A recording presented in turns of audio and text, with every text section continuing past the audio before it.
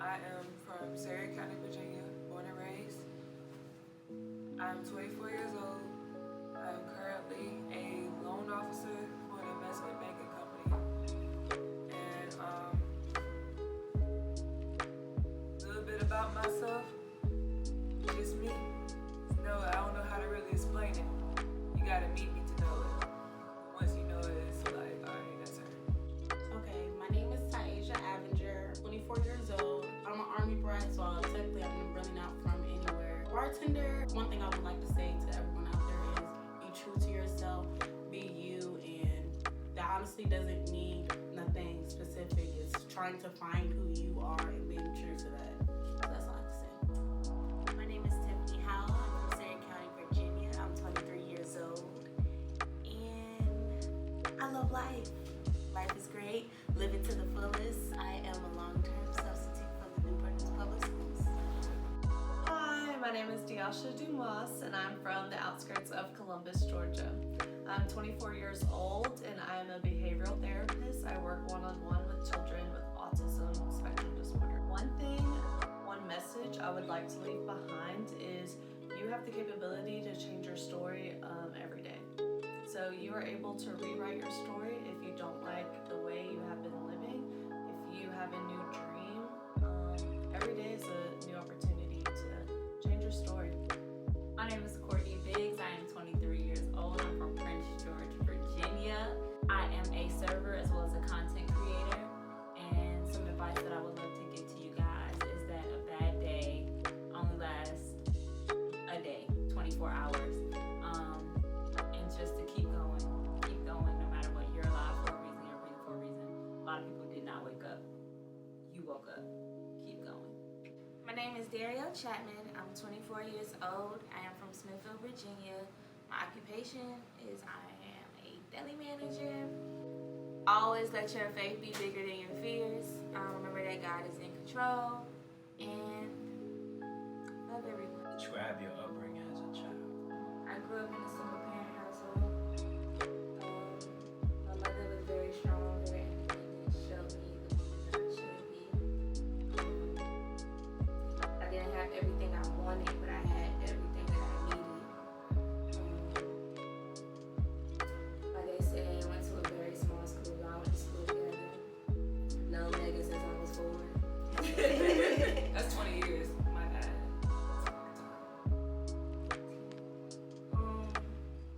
You're 20, I'm saying. But yeah.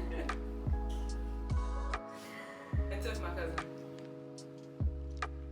For me, growing up as a child, it was me, my mom, and my sister, my older sister China. And my mom always worked a lot. My sister, she was older than me at the time. Our relationship is definitely getting way better now. But at the time, she, 8 years older than me, did not really care for me. And I would say my mom always worked. We needed for nothing. Darn near wanted for nothing, but she worked her butt off. My biological father wasn't really in my life for real. I did see him every now and then, but then it got to a point where I didn't care to see him. So that was kind of, I guess, I played some part in that. Then when I was like around 9 or 10, I would say my best friend, her dad became a part of my life, and the dude took me on, and that became my dad.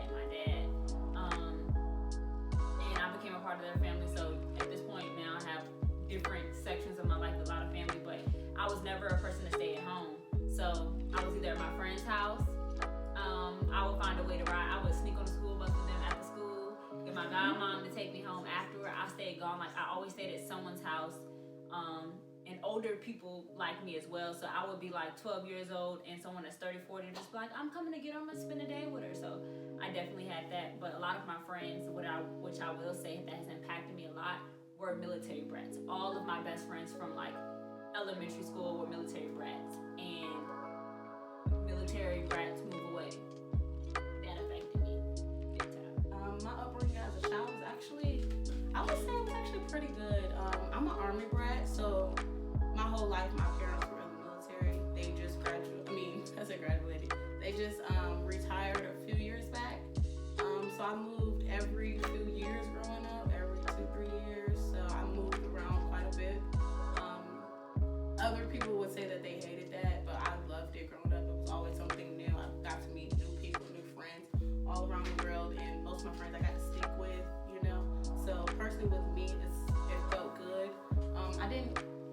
my parents the whole time growing up. It wasn't because they weren't there, just because of their job, they were always out or deployed or something like that.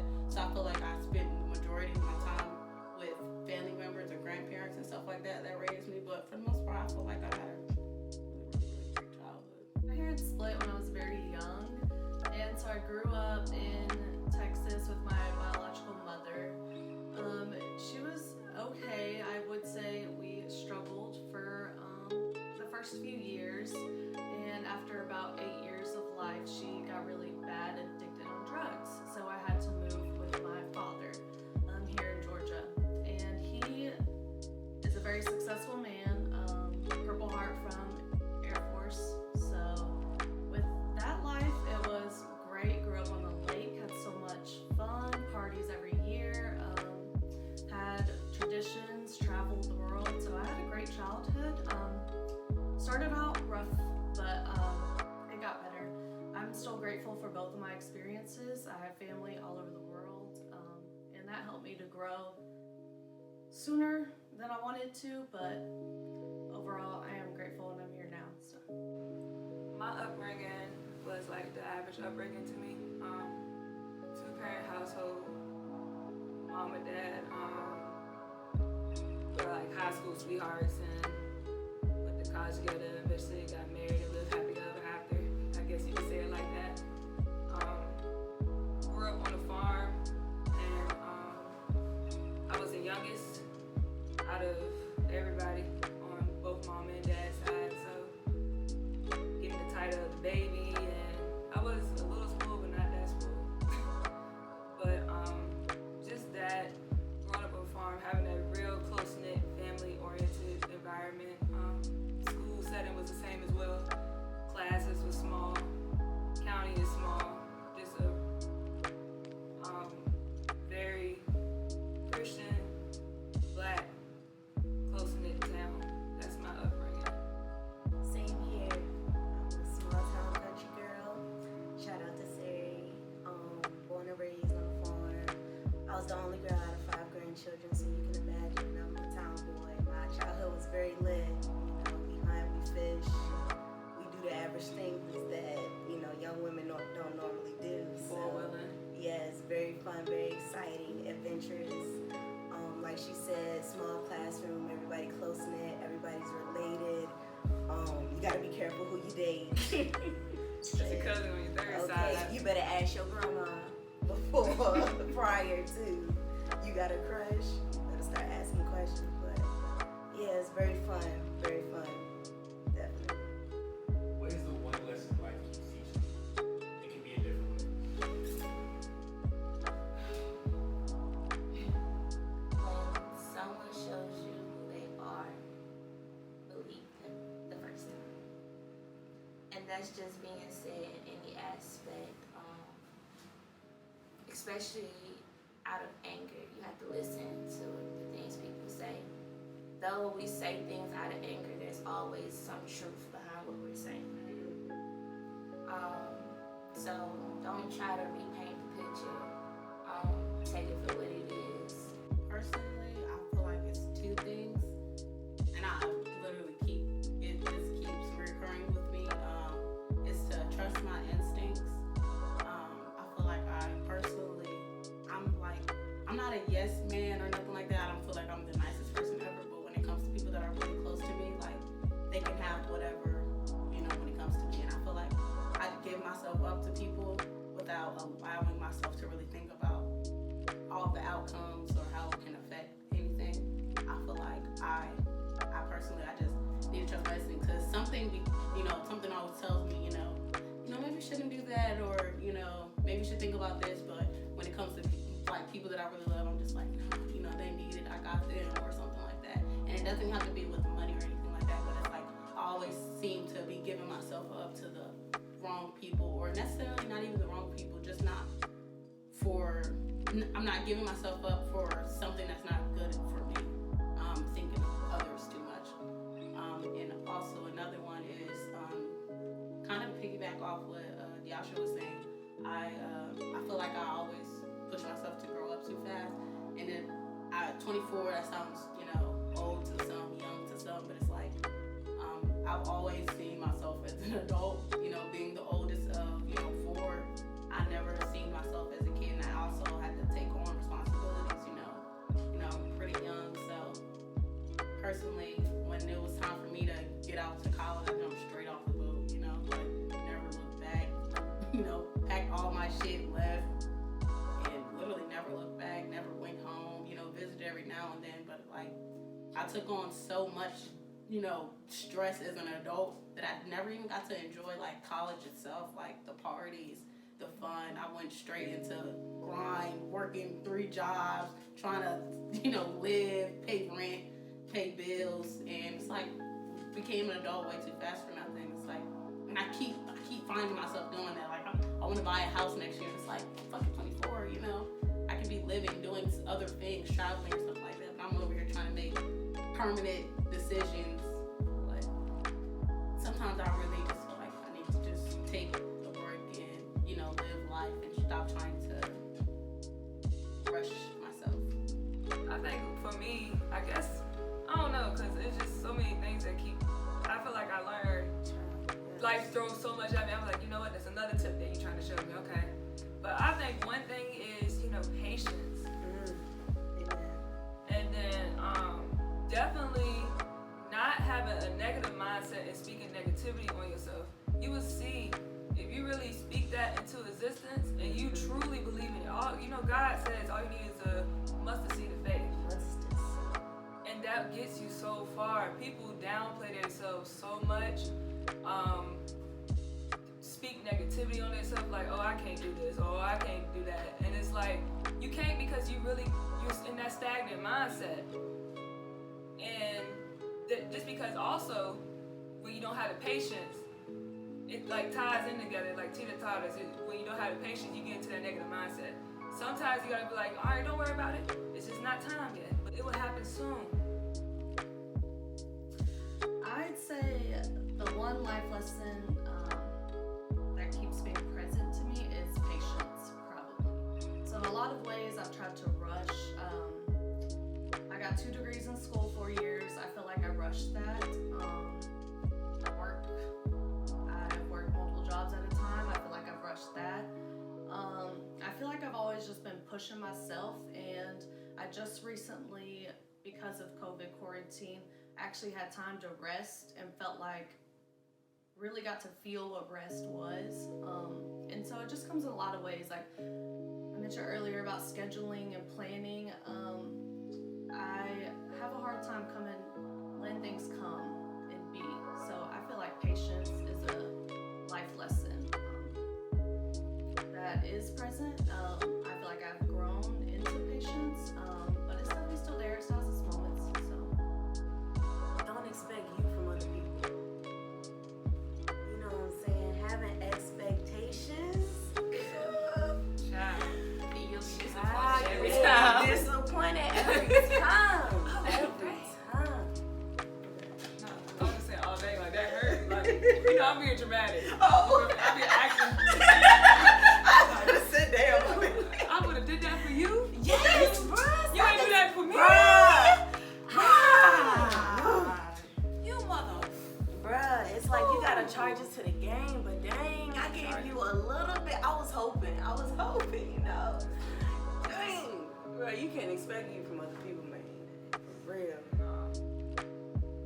To stop letting life just happen to you. And to actually like be present and make my decisions. Because sometimes I'll get wrapped up in sometimes I'll be so like present on what's going on. I'll be so like, no, but then I'm like kind of strict because I have this idea of how things are supposed to go. But then it'll be a point to where I get too loose. And then I'm just let go on every day. Yeah, that's cool. That's fine. We can. Yeah, whatever. Sure. And then I look back and I'm like, why did I say yes to that? I didn't even like that. It didn't even sound right. That's not even me. And just getting to a point to where I'm like setting healthy boundaries to where I am. I know what I want and what I don't want. I know what goes against my person, and to be able to speak up and for it to not feel weird because it goes against someone else's life.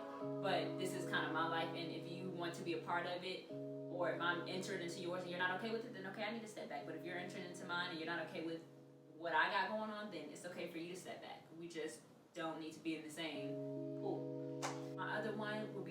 like to listen to your discernment. My discernment is either a swirl in my chest, that's something I've always been able to explain it, or it's a thought, or I just feel uneasy about it. And it's like, then I'll think of a reason to go ahead and like, well, logically, it's no reason to not go. There's no reason to not. This is no reason to not text back. And then I end up seeing what that thought was trying to tell me, you know? And it's I believe that discernment is a gift. It's a gift even from our ancestors that's speaking to us, whether they've been here before, they know stuff that we don't know. And I just need to tune into that and listen. What are your keys to managing the daily stresses in your routine of life? For me, I think it really depends on the stressor. Because sometimes most of the time I'm pretty jolly, I'm pretty happy, you know what I'm saying? I'm the optimistic person. But if I am going through something, the people that know me, they know when they talk to me, they may not say nothing, they're just like, you alright, you good? But it depends on the stressor. So if it's a big stressor, something that's weighing me down, it'll take a while for me. It may even take a week or 2 weeks or whatever. But if it's something that's not too big, I would say I journal. I realize that journaling definitely helps me because it allows me to get my thoughts out on paper. And sometimes like I may be in a mood and I can't necessarily verbalize it, or I'm just like, I just know I'm in I just feel, I just don't want to be bothered, I don't want to talk, I don't want to be nice to you right now, don't want to have a conversation. But when I actually write it down, I'm like, okay, why do I feel this way? Taking a shower and actually talking to myself, someone like she said, I literally have to talk to myself like, you are alive, you are breathing, why are you frustrated? Okay, I'm frustrated because of this. Get down to the core of it. What about that makes you frustrated? And I have to actually break it down all the way so that I can say, okay, how do we deal with this and move forward? But definitely a shower, talking to myself, and journaling. And sometimes time it just takes me to go through the motions and I have to feel it. Prayer, the relationship with God definitely has helped me with the different stresses and the day-to-day routine. I see myself going through life and needing to depend on Him, way more and grow that relationship stronger. Definitely, I wouldn't be where I'm at today without Him. I tend to take on a lot, and so definitely prayer and just building that relationship with Him has definitely helped me on my day-to-day of staying focused, keeping my environment clean. Cleanliness is next to godliness. When you grow your relationship with God, everything in your life is just elevated. It's just on a different level, you know what I'm saying? He just keeps me focused, keep me grounded. So that's how I deal with day-to-day stress, in the routine of life. Personally, I feel like mine's a little different. I don't do anything like on the regular except for smoke weed that I feel like stresses me down or it takes my stress away in any way. Honestly, if I do feel stressed out, I'll smoke. I'll talk about it to like friends, or even not even talk about it to friends all the way, because I'm not really big on sharing everything my life, all my personal business, stuff like that. I'll talk to myself about it. I know that sounds really crazy, but like I'll go in the shower and I'll talk to myself about it. I'm really big on like if I do feel stressed out, I try not to think about it too much because I'm really big on over stressing myself about little stuff. And I have noticed that I've never been put in a situation that I could not have gotten out of, that I haven't gotten out of. So personally, I try not to weigh down on myself too much because I know something in somewhat way I'm going to get out of that something. So personally, I just try to think positive through it. I try not to put too much thought into it because I overthink a little too much. So I'll just like sweep it under the rug. Oh, okay, it's gonna fix itself out. Won't think about it again. Certain things that stress me out, if it comes to like people and stuff like that, certain things that I might think I want to act on, I try to reenact it in my mind to get that out of my system, if that makes sense. I literally, if I'm in the shower, I'll react the whole thing out and it feels so good. That drives me crazy. I'm so serious. Like, reenacting it drives me crazy. All the way out. And it makes me feel like I got it out. It makes me feel like I'm talking. Like I'll literally have a conversation with the whole person, but it just be me back and forth. Like it feels good. That's crazy. Like Tiff said, prayers definitely manage. I find myself throughout the day having to take a break and take a moment. It just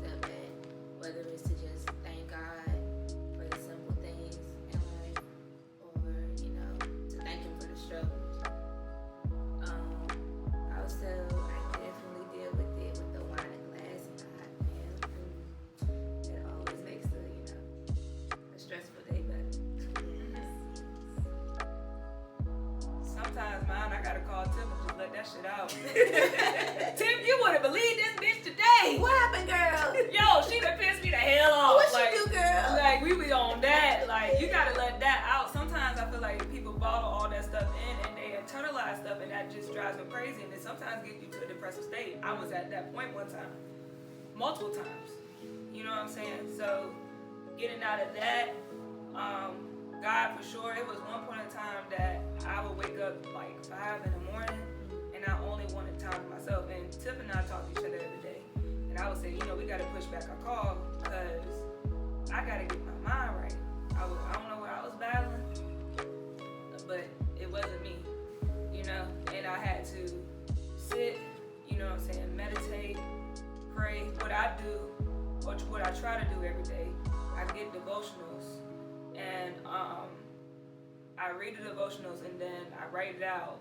But then I also write out what I understand from it and what I take out of it. I do takeaways from my devotionals, and it makes me, and I kind of make it relatable. I might say, all right, Grandma used to say this, or I would say, don't look at life in this way, look at it in this aspect, remember this about God. So definitely spirituality, like your spiritual, helped me a lot. Sometimes just talking to somebody, sometimes just yelling by yourself to just let that anger out. Because I've gotten a lot better, but I used to have a lot of anger built up in me because I would just bite my tongue so much. And that's not healthy. Sometimes crying when you need to. Yes. Definitely did that with Darielle. Plenty of time being vulnerable. Yes. Be like, look, I am broke. Can you help me out one day? Just being to that point that you can just be vulnerable amongst each other, and it doesn't have to be, you know what I'm saying, your parents all the time. It can be your peers, because it's like we're going through it together. It's like, damn, you going through this too? I don't feel alone. Exactly. It's like, okay, I'm not tripping then. Or even like, I don't know, just going through the motions of life and being there for one another. That helps more than what people think. And if you do that more often, you'll be surprised how much you kind of heal yourself in a sense, because it's like your free counseling. You feel me? Y'all get through it together. Exactly. That be helping me a lot more than what people think. Just talking with someone, talking with your peers, and talking through it. Sometimes I need to work out and just let that relieve out. Something active, cleaning as well help me too. It's just keeping everything organized. It give I feel like fresh, and like keeping everything organized, or doing stuff that keeps you proactive too, something that you love. Right, some of my keys to managing daily stress in life is in the mornings, I definitely have to take a walk outside. I walk my dog for a mile. While I'm doing that, I listen to devotional. That gets me going, gets the day going. After I walk, do devotional, I will come back inside and journal. Just to plan out the whole day. I like to set out my whole day, have intentions for the day, and if I can see it written down on paper, I'm less stressed about it, because there's no excuse and there's no like surprises. But I do know life does happen, so if there is a surprise, obviously, you know, gotta work through it, reschedule. But I say that keeps me pretty upbeat. I do exercise when I'm feeling. I start to feel anxious. I'm not gonna say stressed. What's one of the greatest challenges My greatest one was, it's a lot. Cause I feel like every challenge would be like a new one. Like, damn, this is a new one. I'm gonna go about this one, but I think the first one was definitely losing my dad. Cause that was like my rock. And then that's when it was like a reality check for me, because I never really went through anything. And then it was just a domino effect of my dad passing away, you know, had a heart attack, and then my mom going to chemo for 3 months for cancer, like 2 weeks after that, burying him. And it was just a 15-year-old and a 23-year-old and an 80-year-old in the house renovating it, so my mom could get back in the house, still trying to grieve. But then kind of childhood went away too, because I instantly, all this happened within 1 month.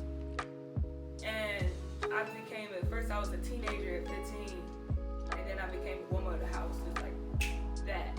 And I had to adapt, and that's why I feel like what helped me roll with the punches in life. I don't look at it as a sympathy, like I want sympathy for anybody. No,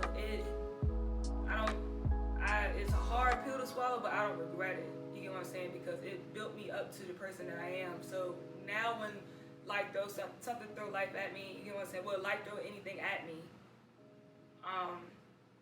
You know, I take it, you know, I roll with the punches, I adapt, I figure it out, I adjust, I can move on with it. So that's the greatest challenge that was in my life. And then college, managing to go to school, try to graduate early, and help take care of an 80, almost 90-year-old, you know, and she helped take care of us too, in the sense too, it was a team.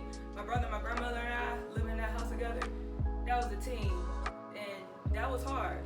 I had to time manage stuff, make sure she had her meals. When she was in school, when I was in school, I would skip out of class.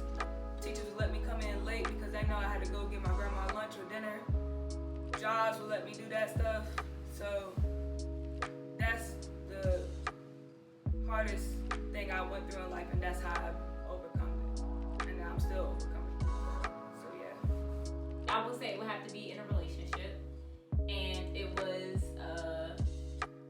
I was raised Christian and he was raised Muslim.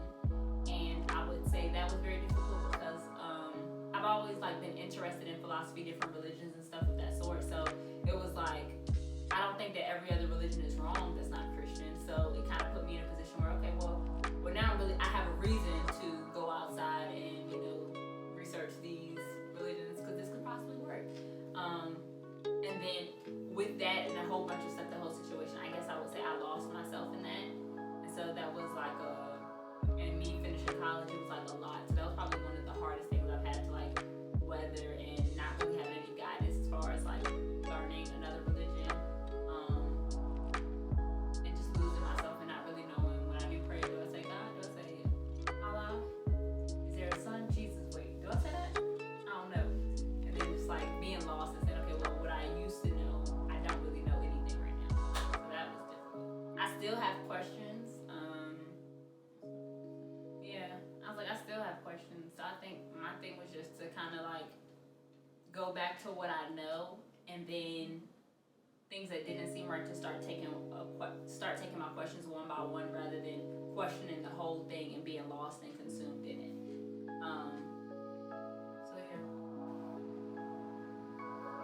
I'll have to say one of them, just to talk about it.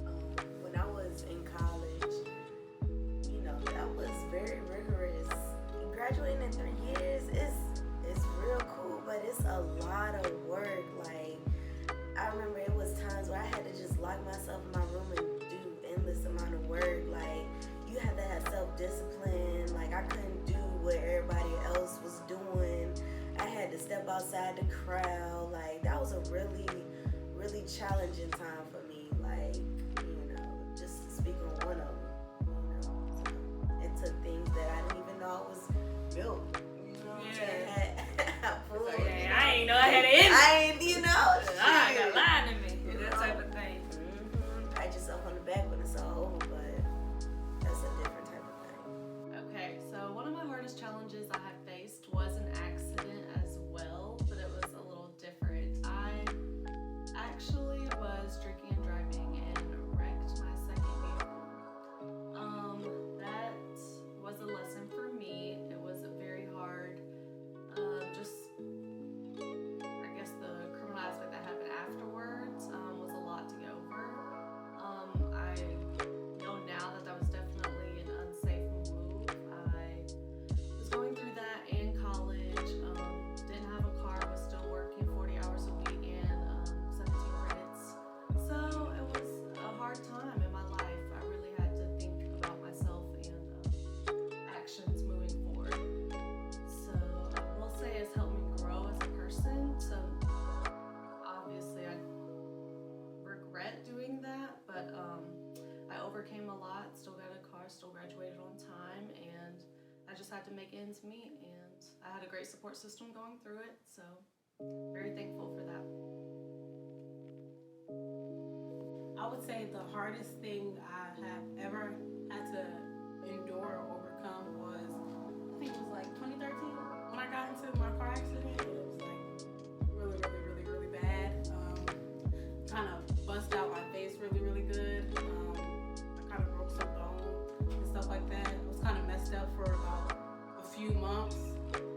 go outside the house or anything like that. I cried like every day. I feel like the only reason I even got through or anything like that is because my Courtney, my other friends, like she literally bathed me. Like it was really, really big. So I feel like with it, I feel like now that I'm older, certain things I thought I got over it, but now, you know, me and you have talked before, I feel like I've noticed that I haven't got over it all the way, but I feel like I am a much better person. I don't feel like I'm in that same depressed mode or anything like that, because I'm grateful that I don't even look like that or anything like that anymore.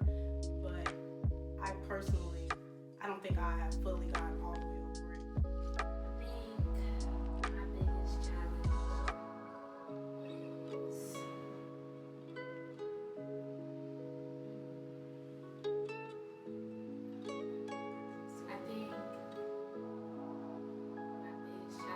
I'm trying to overcome is the fact that I have to wake up every day and be okay, even when I'm not.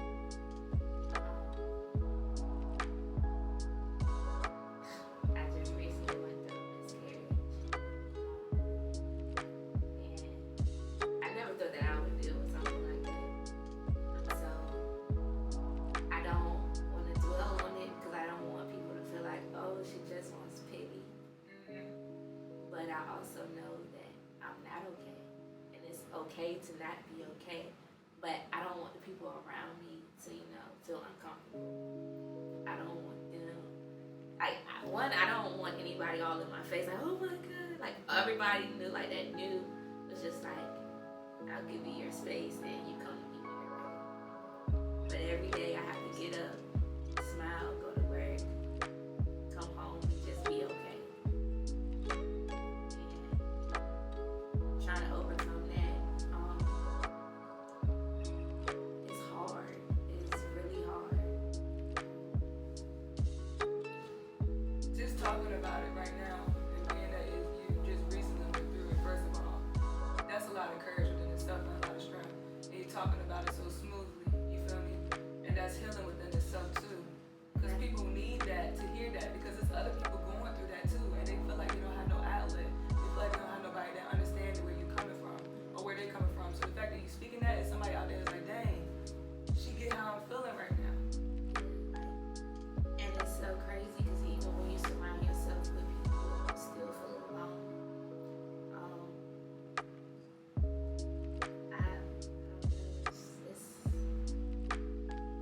Just check on your strong friends. That friend that always reaches out to you and like, are you good? You okay? The one you always go to for advice, just check on like, hey, you alright? You know, like they say okay, like no, like, are you okay? I have a lady who comes into work every day and she's like, Darielle, how you doing? I'm good. No. How are you doing? Like, what's on your mind? Are you okay? And when she said it to me today, I just started crying. Like, I'm not. But I can't do that. I can't put the people around me in a bad mood. Like, I can't do that. Like, so. Yeah. And then I guess my other challenge would be that having to remember that my faith has to always be bigger than my fears. Like, no matter what someone may tell me, God always has the last say.